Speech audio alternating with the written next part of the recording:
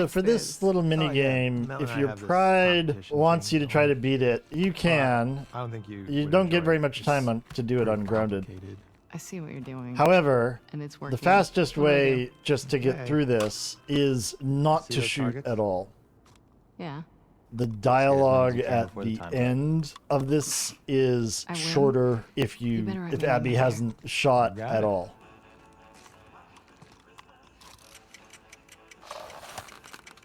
Pulling back on the arrow does speed things up a little bit here. We're waiting for him to say 10 seconds. Just 10 seconds left. Okay. 5, 4, 3, 2, 1.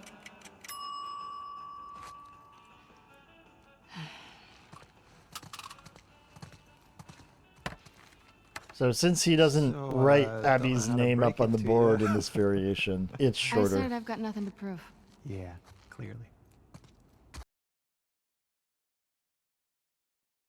We are going into the forest chapter. This is a chapter that a lot of people, their first time through it or early in their experience of Grounded, is the most frightening chapter. However, in my opinion, once you get the knack of this, it's actually one of the most fun to play. In the first two encounters, we don't have our weapons, so we are going to be dodging and punching. The thing that I want to emphasize is you cannot spam your punches. You need to do one press of the square each time you intend to hit. If you try to do multiple punches in a row, you just panic spamming the button until it works. The stalkers are going to push you off or just hit you. You need to wait for them to swing at you, dodge, and then punch. This is the rhythm that you have to learn for this. The second thing that is important to know here, in the phase 1, you have always 2 clickers at a time coming at you. And so whenever you kill one or Lev kills one, another one is going to be coming in. If you can't see 2 clickers, one is probably coming in from behind you. So you need to try to maneuver yourself so you can always see the various clickers at all times. It's getting slapped from behind that's probably the biggest danger once you get the timing of the dodges down correctly. Now, the other thing to know about this encounter is that you have to kill a certain number of stalkers. It's not exactly fixed, but the game is sort of counting how many stalkers you've killed. You only get credit for those kills if you kill them within some zone of the burning car. So if you go out too far into the forest, into the darkness, and are killing people out there, you might not be getting credit for those kills. Now, that will prolong the encounter, and the danger with that is the longer the encounter goes on, the more damage Lev can take. Lev does take damage in this encounter. So if the stalkers do enough damage to Lev, they will kill him, and that will end your run. So try to stay near the car when you're getting all these kills. However, to get that final kill that Abby does that breaks the hammer, that requires space in the animation. If you are facing the car and there's not room for Abby to do that animation, then that won't count and you'll have to do another kill.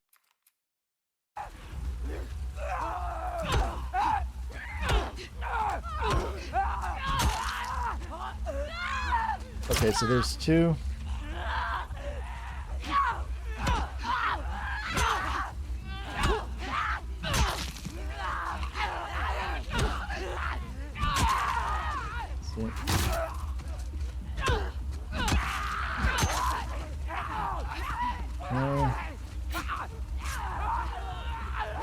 Oh, see, I lost track of him. I didn't see him, and I got nailed.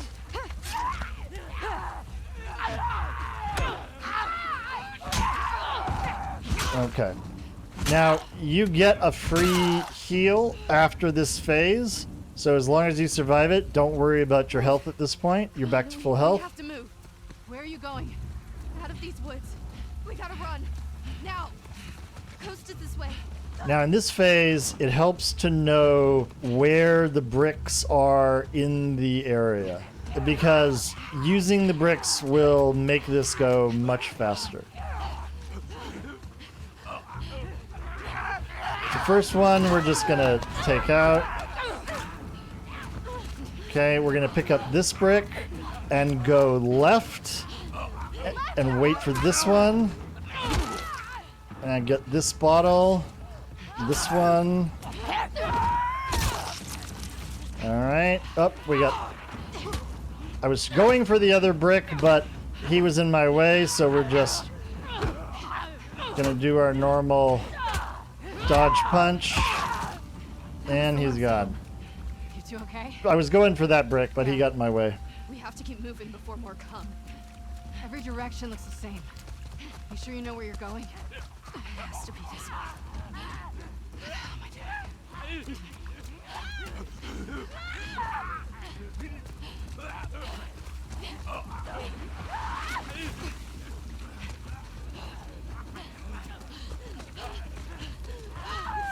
here.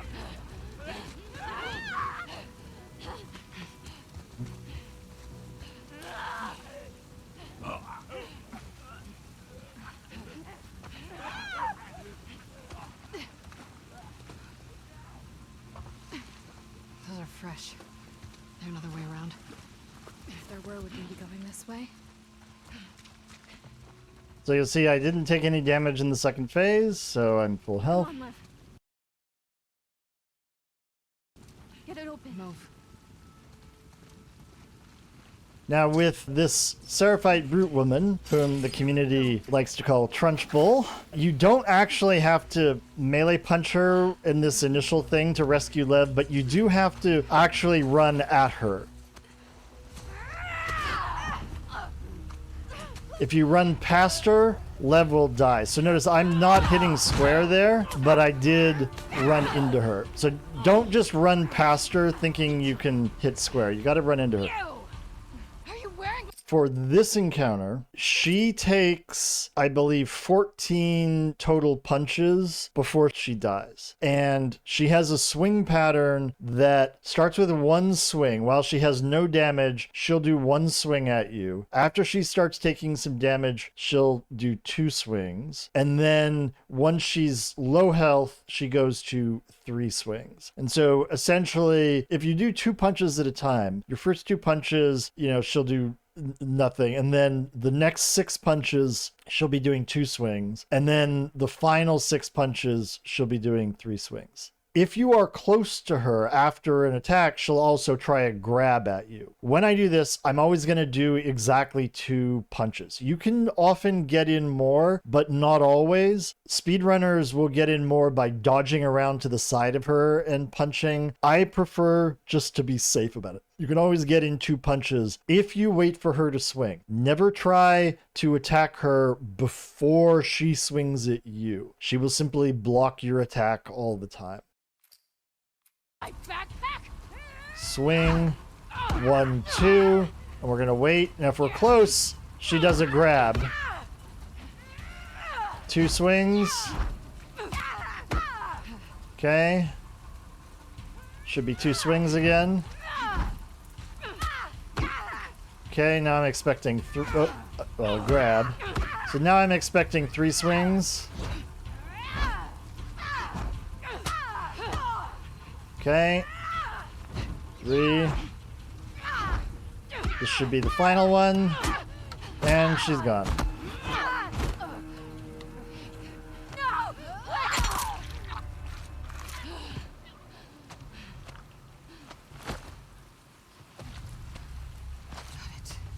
You guys all right?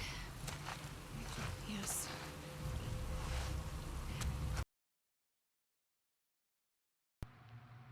All right, just checking where we are and everything. So we have plenty. We can make 4 pipe bombs. That's good. Don't need to craft any health kits at this point. We got a health kit waiting for us in the next room. And we have enough to craft an upgrade for the pipe, but I'm not going to do that yet. We also have, we should take 1 shiv.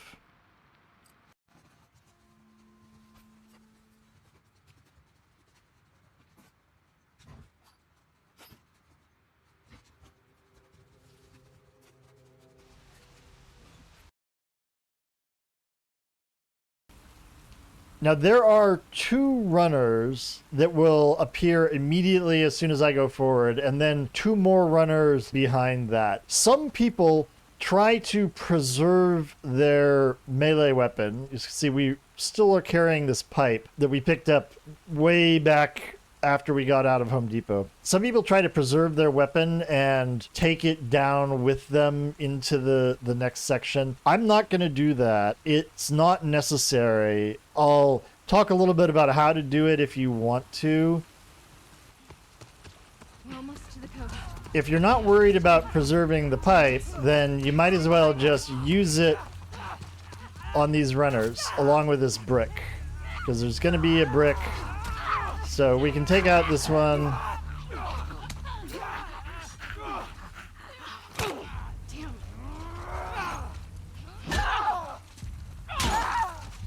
All right, and then the next 2.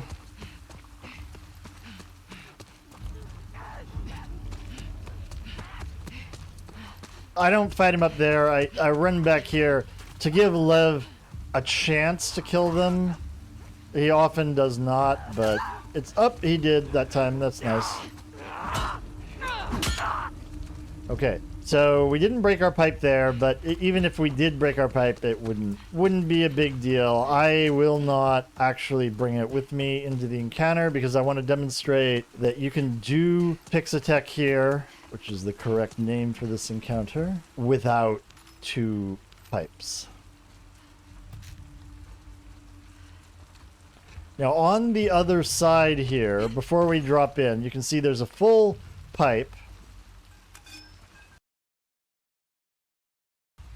If you want 2 melee weapons down in this encounter area, you can move these. You see how as I move, they go in different ways. So you can try to move them, and then if they're on the edge, you can push them, hopefully. The goal is just to knock it off like that.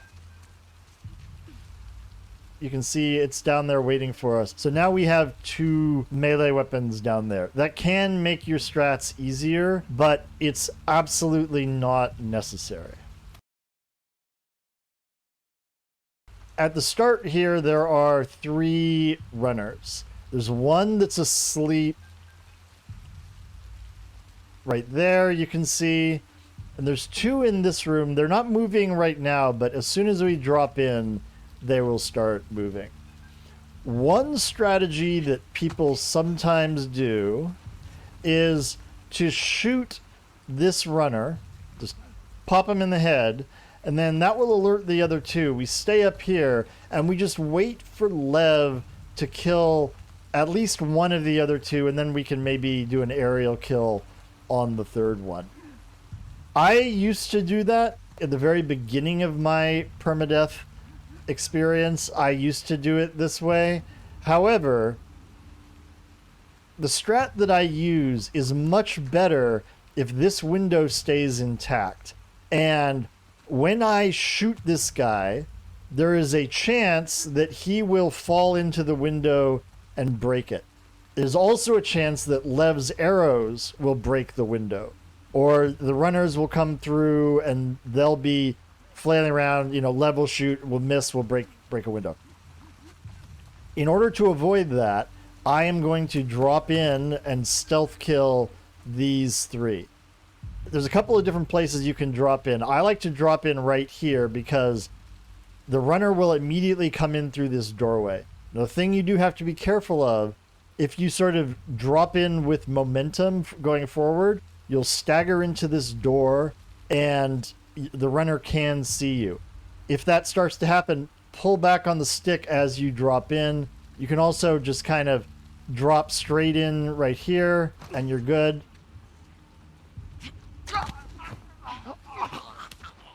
I'm just pulling him back into this room a little bit, and that's easily done. Now there's a second runner that's moving that's right there. We're just waiting for her to turn and move away from us.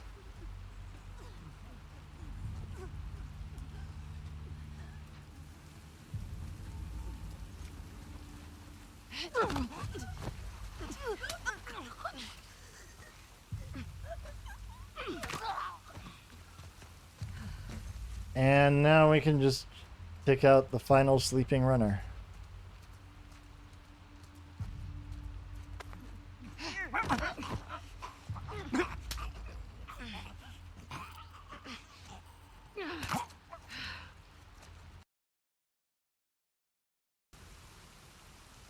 This encounter will begin once we hit the triangle on the door. I've seen people accidentally start the encounter when they're trying to switch weapons or do something else standing too close to the door. So make sure you do all your preparation away from here, far enough away that the triangle isn't showing, and then come here to start it. This fight is going to occur in two main phases. In the first phase, you're going to see 5 runners and 2 clickers. After you've killed them all, there's a pause that will give you time to reload, heal if you need to, regroup yourself. The second phase has a total of 4 runners, 3 clickers, and 2 shamblers. And this phase ends when Lev opens the ambulance right here, and you can escape. After Lev opens that ambulance, a 5th runner drops in, followed by an infinite number of clickers. The fastest way to get Lev to open that ambulance is to kill one shambler and get the second one down at least to half health, though you don't actually have to kill that one. All of the infected begin above you, somewhere up here, and then drop down into the arena. They always seem to spawn in at fixed locations above, but then they're going to be running toward wherever you are in the arena. And effectively, that means where they drop in can change depending on your position at the time when they start coming towards you. And in some cases, you don't have to move very far to get them to drop in over a different ledge. That means you're going to have to figure out how to cope with a certain amount of variation. The strat that I'm going to be showing you is pretty reliable. It tends to get everybody coming in consistent places, but you can definitely encounter variations if you move to different spots, or if you're late or early moving from one spot to the next. So you're going to need to practice this a lot of times until you're comfortable not just with the basic strat, but with the different variations that can happen. This strategy is going to have you camp here in this room, which looks like a break room to me, for most of the encounter. And we're just going to pick them off one after another. Some people like to break the glass. There's 2 windows here, one over there. Some people like to break the glass before the encounter to make it easier to move around. I am leaving both windows intact at the start, so that I can limit the directions from which the infected can approach. By leaving the windows intact, you force the enemies to come at you into this room through one of 2 places, either this crack right here or this door. And so if we're standing in the back here, that means everybody is coming at us from the front. Nobody's going to come at us from behind. We're not going to have to switch rapidly from right to left or anything like that. By leaving this second window intact, what this means is any enemies that drop behind it, and quite a few do, can't just come straight through here at us. They have to go around the long way, squeeze through this crack. Again, that is going to slow them down, give us a chance to pick them off one by one. Every once in a while, though, you might find an enemy get stuck behind one of these windows. They'll just try to be going at you and not coming around the other path. If that's the case, you may have to run to a different location to get them to unstick. Now, unfortunately, especially if it's a clicker that's stuck behind here, this window, they can break the window in that case. So it's going to suddenly allow them to take the short route into you. It doesn't happen very often, but it is a possibility to consider. And the only thing I can recommend here is just practice enough times so eventually you might get this, and then you can see how am I going to improvise and figure out how to deal with that. Now, the strat that I'm going to show you relies on using the pipe as efficiently as possible, and it tries also to avoid as many high difficulty shots as we can. It does assume that you have the long gun holster so that you can switch rapidly between the rifle and the shotgun. Before I explain the strat, let's review some different ways you can kill the different types of infected, because that will affect how we balance out our resource use in this encounter. There are a lot of different ways to kill the infected, obviously, but some are more efficient with the resources than others. Some ways we can kill a runner. 2 hits on an ordinary pipe that hasn't been upgraded. 1 hit on an upgraded pipe. Either one will do it. 1 headshot from any weapon. 3 pistol shots to the body. 2 rifle shots to the body. Or 1 leg shot below the knee, again from any weapon, plus a melee kill. Now for a clicker, we can throw a brick at it and then follow up with a pipe or other melee weapon. We can use a shotgun blast. We can do a rifle shot below the knee plus a melee. You can do 1 headshot from any weapon plus a melee kill. Or 1 hunting pistol headshot with no melee needed. If you use the rifle to the clicker's body, it takes 4 shots. Now, for a shambler, pipe bombs in this area are the way to go. 1 pipe bomb plus a melee kill while it's still stunned will take it out. You could also use a pipe bomb plus 2 rifle or 2 pistol shots. That will take it out. 2 hunting pistol shots plus another rifle round will get it if they're to the body. 2 hunting pistol to the head will also take out a shambler. Although it would be lovely if we could take each infected out with 1 round, and headshots are stylish, they're also easy to miss. So what I'm recommending you do is aim for a balance. We want to use the least ammo we can, also being efficient about it, being safe, being accurate. What I recommend then, apart from those that we're going to kill with the pipe, is we're going to use the rifle for the most part for the runners, the shotgun for the clickers, and then pipe bombs for the shamblers. So if you use 2 rifle rounds for every runner that we don't use the pipe to kill, that means you're going to need 10 rifle rounds. If that's more than you have, or if you want to end the encounter with more rifle rounds, notice we've got 13 here, which is plenty for this. You can also use 3 pistol rounds for one of the runners. When I do this variation, I use the pistol for the first runner in the second wave. So that would give you 8 rifle, 3 pistol, 3 shotgun, and 2 pipe bombs is what you need. Now, if that's still too many rounds for you, you can also take out runners with 1 pistol or rifle shot to the leg below the knee, followed by a melee attack. And you can do the same with the clickers, but you have to use the rifle. This shot is harder than a body shot, but it's easier than a headshot, and it is a good way to save on ammo. Just remember, if you still have your melee weapon, Abby will use it for that melee kill, and that will take 1 hit off that weapon. If the weapon is already broken, Abby can kill a downed runner or a clicker with her bare hands. Now, I'm beginning with an undamaged pipe. You can see here, we also have enough ready to craft the upgrade. When it's not upgraded, hitting an alerted runner takes 2 hits to kill it. So what's going to happen is we're going to use this melee weapon on the first 2 runners. The first one drops in here. The second one drops into this back room and then will come through either that door or this crack.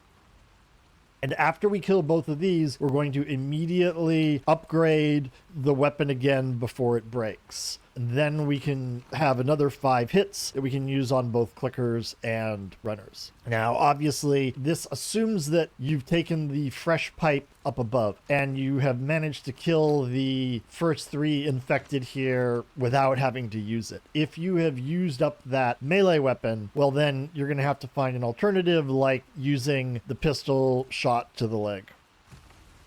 Another note on alternatives: if you for some reason don't have any pipe bombs and can't craft them, you can still get out.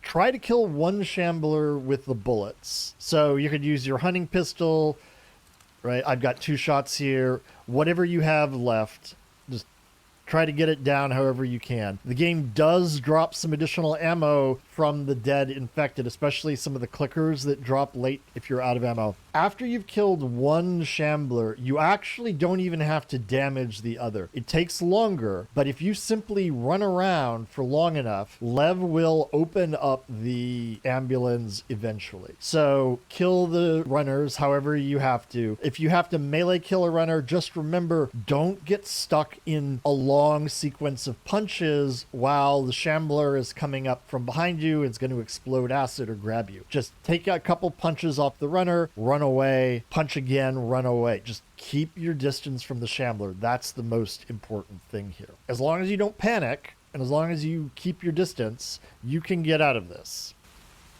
One note, we're going to be meleeing the runner that drops in right here. You want to make sure you don't have the brick in your hand there. If you have the brick in your hand, Abby will brick the runner. Instead, you want to make sure you have a weapon in your hand, so you use the pipe and not the brick. I get you through, you open that gate, right? We'll open it. Come on. Your turn. Watch that arm.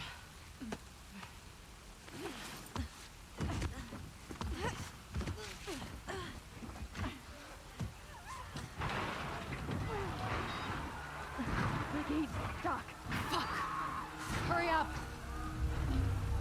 All right. Run in here. Wait for him to stand up. Okay. There she's coming through.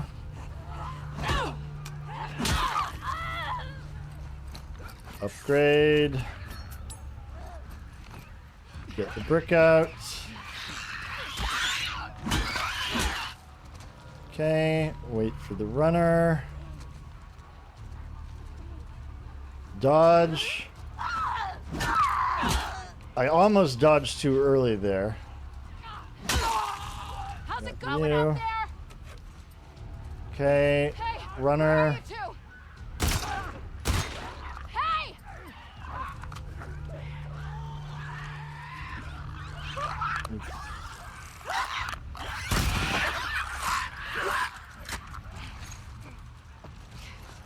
Can't believe I trusted Scars. All right. Grab the brick. Get back in position. Reload. This is a good time to reload. If you don't reload, you might run out of your clip at an awkward moment. Okay, again, wait for him to stand. Then go.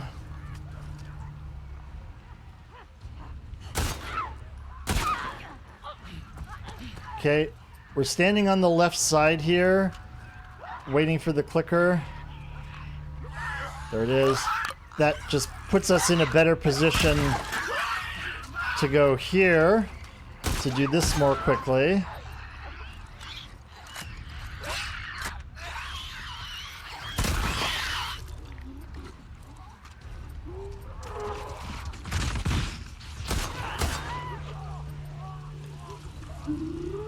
Okay, this time he dropped where he normally does. I'm dodging to the side to avoid the blast. We break our pipe on him. Now there should be another...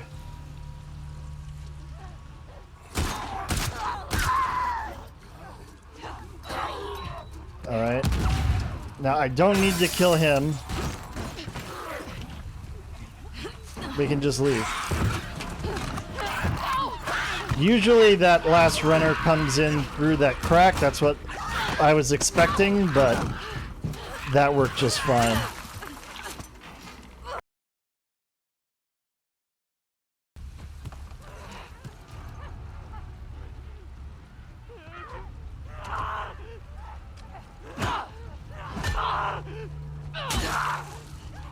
Okay. Then we upgrade our melee weapon. Equip a brick. Okay, there's our clicker friend. Okay, now we wait for the runner. This one has a long lunge. We have to dodge first. And then we can do this. Okay. Now there should be a runner coming in. Where are you two? Hey! There he is. Now we're gonna use, we don't have a brick, so we're just gonna use a shotgun.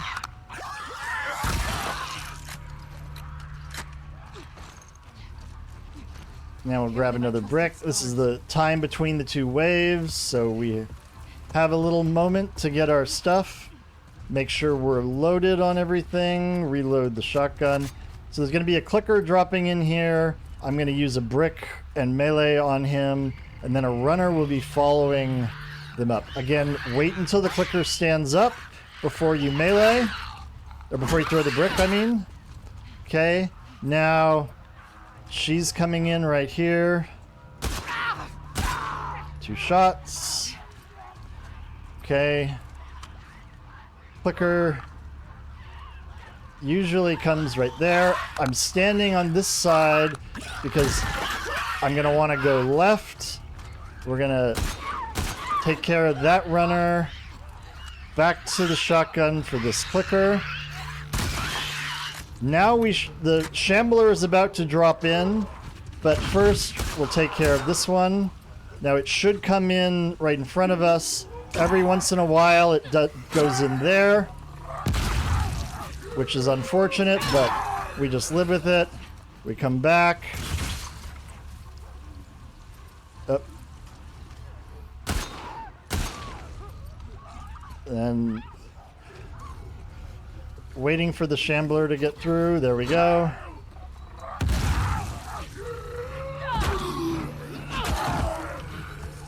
Okay, and we're out. The main reason that I killed that final shambler was the first shambler dropped down to my right. Normally, when you do that, the shambler will drop down in the room in front of you, in which case you don't need to do that. I keep calling this not a restaurant. If you look at this encounter in the encounters list, it is called Restaurant Holdout. However, look around. This is very clearly not a restaurant. This looks like a checkout table or workbench or something like that. We got office here. It's either an office or a storefront. And this logo, it's broken, but you can see a P there. You can see the rest of the logo. This is Pixatech. And if you look in Left Behind in the mall, you will find a Pixatech store in the mall. It's a camera store, camera superstore. So this is actually not a restaurant, it's Pixatech.